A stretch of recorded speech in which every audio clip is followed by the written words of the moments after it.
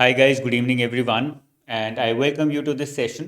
And congratulations to all the UPSC 2022 aspirants who've now cleared the examination. उसका result आ चुका है. जो रैंक वन है इस बार, she is miss Ishita and she is cleared the examination, top the examination in fact with economics optional. ऐसे ही जो रैंक टू हैं उन्होंने टॉप किया है विद कॉमर्स ऑप्शनल. और हमारे भी एक स्टूडेंट इस बार एग्ज़ाम में निकले हैं.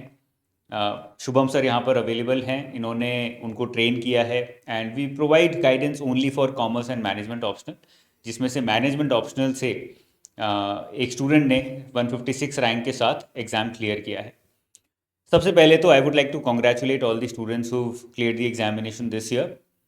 उसके बाद मैं डायरेक्टली बात करना चाहूँगा उन स्टूडेंट्स के बारे में जिन्होंने एग्ज़ाम के लिए इंटरव्यू तक पहुँचे, इंटरव्यू दिया, बट फाइनल रिज़ल्ट में उनका नाम नहीं आया है.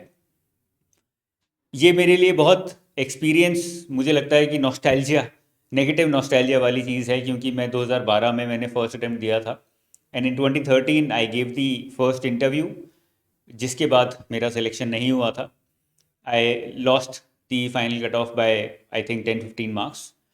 और उसके बाद फिर से मैं इंटरव्यू तक गया. I repeat the same journey but could not clear by I think 6 marks और सो. तो मेरे दिमाग में जो पॉइंट आता है वो ये आता है कि जो भी स्टूडेंट्स क्लियर नहीं कर पाते हैं इंटरव्यू के बाद, कहीं ना कहीं उनके दिमाग में दो चीज़ें सोसाइटी के थ्रू डाली जाती हैं. First is your well wishers, your parents, your friends, your relatives, वो आपके बारे में इस तरह से बोलेंगे कि कोई बात नहीं, यू वर ऑलमोस्ट देयर, आप क्लियर कर ही चुके थे, बस एग्ज़ाम, थोड़ी सी ही एफर्ट मारने की ज़रूरत है, तो वो थोड़ा सा एफर्ट और लगाइए और आपका इस बार सिलेक्शन हो जाएगा. While there is nothing wrong with that, the problem with that approach is कि कहीं ना कहीं एक ओवर कॉन्फिडेंस वाली फीलिंग शायद वो आपके अंदर लाना शुरू कर दे. So what might happen with some students is that they might feel कि मैं इंटरव्यू तक पहुंचा हूं तो नेक्स्ट ईयर जो प्रीलिम्स दे रहा है वो तो मेरे कंपटीशन में ही नहीं है. But you need not forget, और यू शुड नॉट फॉरगेट कि जिसने अभी प्री दिया है वो आप एक साल पहले थे, आपने भी एक साल पहले खाली प्री ही दिया था, that was your first attempt, या फिर 2 साल पहले. So he is just you know by 1 year or 2 years लेट. तो ऐसा भी हो सकता है कि नेक्स्ट अटेम्प्ट तक he might clear the examination and you might still be there in the race. तो ओवर कॉन्फिडेंट नहीं होना है, you have to remain humble, thinking कि जितना एफर्ट मैंने पिछले अटेम्प्ट में मारा था वो सारी चीज़ें मुझे फिर से रिपीट करनी है. And at the same time I have to do something extra, जिससे कि मैंने जो गलतियाँ की या फिर जो चीज़ें नहीं की, I can do those things so that I can clear the examination. तो आपके पेरेंट्स या आपके फ्रेंड्स आपको गलत नहीं बोल रहे हैं, but at the same time you have to remember that the race is a little different. The starting line for every student is the same every year. तो अगर आप इंटरव्यू तक पहुँचे हो फिर भी आपको, you have to come back and start from the very beginning. Therefore do not take prelims and mains for granted. और if you have scored very good marks in GS, then do not take it for granted. You might end up scoring very badly in the next attempt. तो ये मुझे लगता है बहुत important learning है जिन students ने clear नहीं किया है उनके लिए. देखो, जिन्होंने क्लियर कर लिया है, there are so many people to congratulate you, there are so many people to tell you now that you have done a great job. तो अगर मैं कुछ एड ऑन कर भी दूंगा तो it's not going to help anyone. But my point is, for the students who were not able to clear the examination, they need some kind of support and guidance so that they do not make the same mistake again if there was a mistake. Secondly, इस attempt में हमें पता लग रहा है 2022 में that, and this is the first time that I have seen it so clearly in any result, rank 1 economics optional, rank 2 commerce optional, rank 156 जो हमारी स्टूडेंट है मैनेजमेंट ऑप्शनल. तो यहाँ पे मुझे बहुत क्लियरली ये दिख रहा है कि if you are good at a subject, please do not take it as a difficult subject by others words. अगर आपको कुछ लोग बोल रहे हैं कि यार एक डिफ़िकल्ट सब्जेक्ट है, नहीं लेना चाहिए, too technical, you will never score good marks, please don't go by those words. If you feel that you're interested in something genuinely, आपको सब्जेक्ट अच्छा लगता है, आपकी कमांड अच्छी है, then go forward with it, you will clear the examination. Okay, if you do things rightly you will clear the examination. Shubham sir अभी बात करेंगे. We thought that we should be talking about our own student a little bit because we have had a very good experience with that student, and it was before, in fact before the interview, that Shubham sir came to me and told me कि ये student बहुत consistent है, इसका selection होना चाहिए इस बार, मुझे ऐसा लगता है. और वो सिलेक्शन हुआ भी. तो आई वुड वांट कि शुभम सर इसके बारे में बात करें और बताएं कि उनकी जर्नी कैसी रही स्टूडेंट के साथ, and what were the differences, what were the unique things that he saw in her, जिसकी वजह से वो रिजल्ट में कन्वर्ट भी हुआ है. Shubham sir. So first of all, I would like to congratulate Miss Surbhi Pathak for acing the exam with All India rank 156 with management optional. She was a enrolled student with us for the management subject. Now she has been in touch with us for the last 1 year, and there are three important things which I would like to specifically talk about, which probably made all the difference, and helped her crack this exam. The first thing was she was very consistent throughout the years. तो अभी हम normally क्या देखते हैं, even if you interact with so many students की उन्होंने पढ़ना शुरू किया, during some phase of their preparation they go down, of course moral आपका नीचे जाता है, आप थोड़ा सा एंजाइटी में भी आते हो, डिप्रेस भी होते हो, and what you do is that you lose your focus on the studies. Let's say आप प्रीलिम्स की तैयारी कर रहे हो तो आप सिर्फ प्रीलिम्स की तैयारी कर रहे हो, आपने 3 महीने पहले मैनेजमेंट ऑप्शन पढ़ लिया, and then you just leave it कि ठीक है अभी जीएस पे फोकस करते हैं या प्रीलिम्स पे फोकस करते हैं, और 3 महीने बाद देखेंगे कि जब मैनेजमेंट ऑप्शन पास आ जाएगा या उसका एग्जाम पास आ जाएगा मेंस का, तब उस पर फोकस करेंगे. But the point we are missing here is कि अगर 3 महीने तक हम सिलेबस छोड़ देते हैं, बिल्कुल टच छोड़ देते हैं अपना उन सब्जेक्ट से, you actually start losing your control and the expertise that you have gained. So पहला डिफरेंस क्या था, मैंने जो सुरभि पाठक में देखा कि through out the year she was very consistent with her management optional. मुझे शायद ही कोई मंथ याद होगा जहां पे उन्होंने मुझे मैसेज ना किया हो या टेक्स्ट ना किया हो कि sir I am solving past year papers, is it the right approach of solving, या ये पास्ट ईयर में मैं ये प्रॉब्लम फेस कर रही हूँ. Next when she started with the answer writing session she was continuously sending me her answers कि sir मैंने इस सब्जेक्ट का सिलेबस पूरा कंप्लीट कर लिया है and now I am moving towards the answer writing. तो क्या मैं आंसर राइटिंग सही तरीके से कर रही हूँ? So the first thing that I would emphasise is be consistent throughout the year. Of course अलग अलग टाइम पीरियड पे आपको अलग अलग फोकस करना होगा, कभी प्रीलिम्स पे, कभी अपने जीएस वाले सब्जेक्ट्स पे, मेंस के, but do not lose your touch with your optional specifically because that is going to make a big difference. 500 marks का वेटेज आई थिंक बहुत ही बड़ा वेटेज है मेंस एग्जाम में, तो उसको आपको ऑल टुगेदर छोड़ना नहीं चाहिए. Second thing that I focus was कि लोग कहते तो हैं कि आंसर राइटिंग इंपॉर्टेंट है, everybody is going to tell you. अभी आप बहुत सारे टॉपर्स का इंटरव्यू देखोगे, वो सब बताएंगे और आपको भी ये रियलाइजेशन होगी कि आंसर राइटिंग इंपॉर्टेंट है, बट समहाउ हम उतनी ज्यादा फोकस नहीं करते हैं उस पर, हम उतनी ज्यादा प्रैक्टिस करते नहीं है. For example there were many students who were enrolled with us, और बहुत सारे लोगों को हम अदरवाइज भी बोलते हैं, बट जब हमने आंसर राइटिंग सेशन शुरू किए तो हमने रियलाइज किया कि पहले दिन 30 स्टूडेंट्स आए, फिर 20 स्टूडेंट्स आए, धीरे धीरे स्टूडेंट्स कम होने लग गए. और इवन तो हमने उन्हें बता रखा था कि that we have an expert team who is going to guide you, आपको मेंटरशिप प्रोवाइड करेंगे जहां पे आपके आंसर्स पे फीडबैक देंगे. Still I found that students were not writing answers और the mock test which were being provided to them. So what I saw in Surbhi was that she was consistent, मतलब वो mock test भी लगातार लिख रही थी, and if I am not wrong she is the only student with us जिन्होंने at least more than 50% of the mocks attempt किए. जो हमने एक्सपर्ट्स दिए, Anu sir was also there to give valuable expertise, experts guidance, comments, जो भी उन्होंने answers लिखे थे कि उसको कैसे इंप्रूव कर सकते हैं, कैसे और एग्जांपल्स इनकॉर्पोरेट कर सकते हैं, and she was actually implementing them. So कभी फ्यूचर में हम कोई और सेशन लेंगे जहां पे हम उनकी आंसर शीट दिखाएंगे आपको, तो आप ये देख पाओगे कि ओवर द 3 मॉक टेस्ट उनके मार्क्स कंसिस्टेंटली इंप्रूव हो रहे थे और उनके क्वालिटी ऑफ आंसर्स भी इंप्रूव हो रहे थे. तो सिर्फ फीडबैक लेना इंपॉर्टेंट नहीं है, उसको इंप्लीमेंट करना, एग्जीक्यूट करना is also equally important.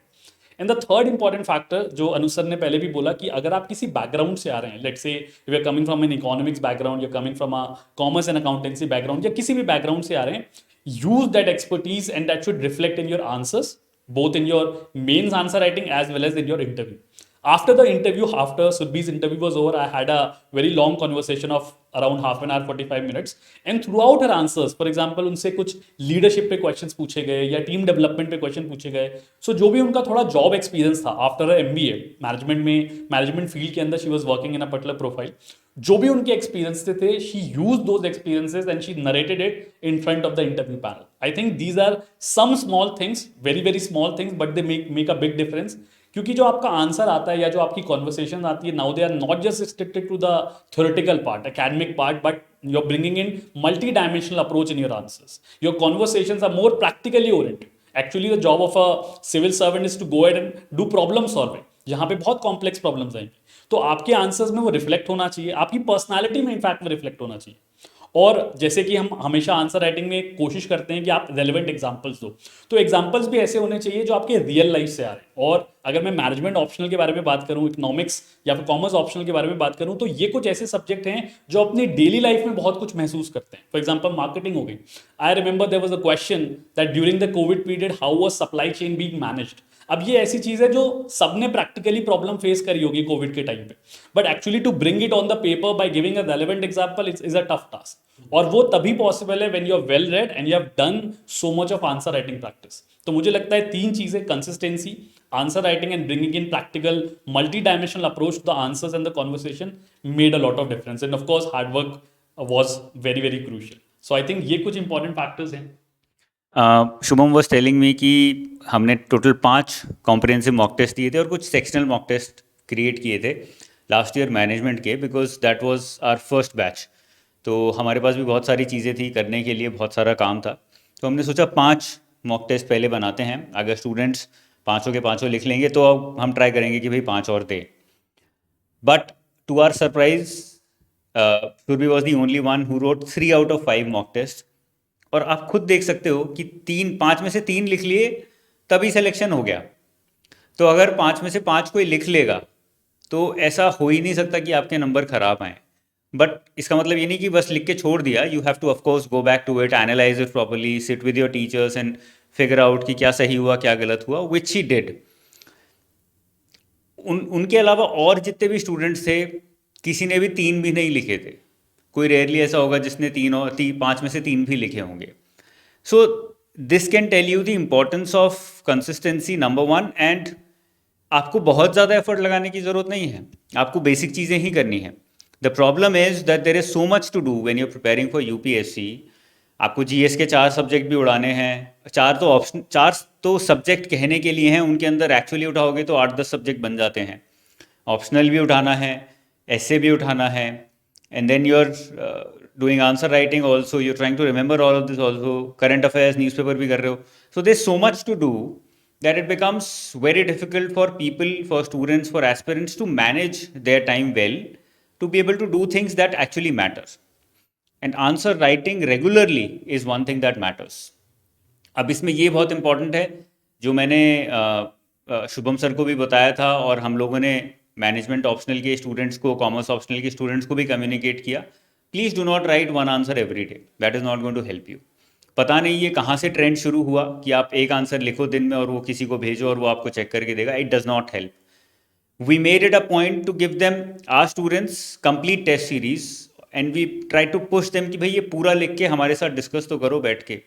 Live हम लोग ऑनलाइन बैठेंगे और डिस्कस करेंगे, because that is where you will be able to find your weaknesses. जब आप पूरा टेस्ट लिखोगे 3 घंटे बैठ के, तब आपको समझ आना शुरू होगा कि मैंने क्या क्या गलतियाँ की हैं। एक आंसर से वो नहीं होगा। So make sure that you do these basic things correctly. If you do them correctly, बहुत ज़्यादा करने की ज़रूरत नहीं है आपको।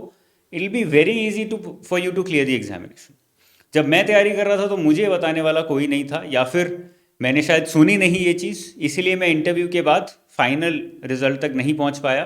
5 नंबर, 6 नंबर, 7 नंबर, उससे कहीं ना कहीं रहता रहा। If I had realised it then कि यार 1 साल तक बस हर हफ्ते एक आंसर, एक पूरा टेस्ट लिखना है। If I had done that, automatically 30-40 marks तो ऐसे ही बढ़ जाते, पता भी नहीं लगता मुझे। So these are the basic things that you have to do. और जितने भी स्टूडेंट्स का मेंस के इंटरव्यू के बाद क्लियर नहीं हुआ है, वो बहुत कम मार्जिन से ही रहे हैं। बहुत सारे स्टूडेंट्स होंगे जो 3 नंबर, 4 नंबर, 10 नंबर इसी बंच में होंगे। बहुत सारे 100 स्टूडेंट्स होंगे जो इस बंच में खड़े हुए होंगे। तो उनको बहुत ज़्यादा नया एफर्ट लगाने की ज़रूरत नहीं है। उनको बस ये छोटे छोटे वैल्यू एडिशंस करने हैं कि आप प्रीलिम्स के बाद immediately make it a point to write 1 entire test every week and analyse it giving your entire day. आप पढ़ो ना पढ़ो, आपको टेस्ट लिखना ज़रूरी है और उसको अच्छे से बैठ के खुद एनालाइज करना ज़रूरी है। बिलीव मी, आपको खुद ही दिख जाएगा जीएस में, ऑप्शनल में 3 महीने बाद आपकी परफॉर्मेंस कुछ और ही होगी और आपके मार्क्स भी कुछ और ही आएंगे फिर। Okay, So, Shubham, anything that you would want to say? Anything else? No I don't think so कि कुछ और बताने की जरूरत है. I think most important aspect यही है कि जितना आप रेगुलर रहोगे अपनी प्रैक्टिस से, बिकॉज मैंने यही एक्सपीरियंस किया है स्टूडेंट्स को गाइड करते समय कि जब वो फर्स्ट आंसर लिखते हैं और जब वो कंसिस्टेंटली प्रैक्टिस करने के बाद 3 महीने बाद अपने आंसर्स को देखते हैं तो शायद उन्हें खुद भरोसा नहीं होता कि हम इतने अच्छे आंसर्स लिख रहे हैं. But it should not be are random and haphazard manner कि आज 2 सवाल लिख लिए, कल 2 सवाल लिख लिए और फिर ऑल टुगेदर आपने महीनों तक छोड़ दिया. आपको रेगुलरली आंसर्स लिखने हैं. एटलीस्ट कोशिश करिए कि वीक में एक पर्टिकुलर टेस्ट पूरा कंप्लीट करें, आप उस पर रेगुलर फीडबैक दें, एनालाइज करें, and I think the journey will be very very easy. Chaliye, let's close this session. I am very, very sure that the students who have cleared the examination are going to have a lot of fun tonight. जिनका नहीं हुआ है, please don't lose heart. Try and pick up the pieces, figure out what went wrong, where do you need small improvements. Even if you spend about 15-20 days on this exercise, it's fine. अभी pre पे focus करके pre के बाद आप 8-10 दिन ये exercise कर सकते हो. Reflect on what you did in the last attempt और उसमें फिर इम्प्रूवमेंट्स करना आप स्टार्ट कर दीजिए. If you are preparing for commerce optional और management optional, you can reach out to me, you can reach out to Shubham sir. Website पे number भी डला हुआ है, ईमेल आईडी भी है, and we be more than happy to guide you in any way possible. All the best guys, take care, bye bye. Thank you.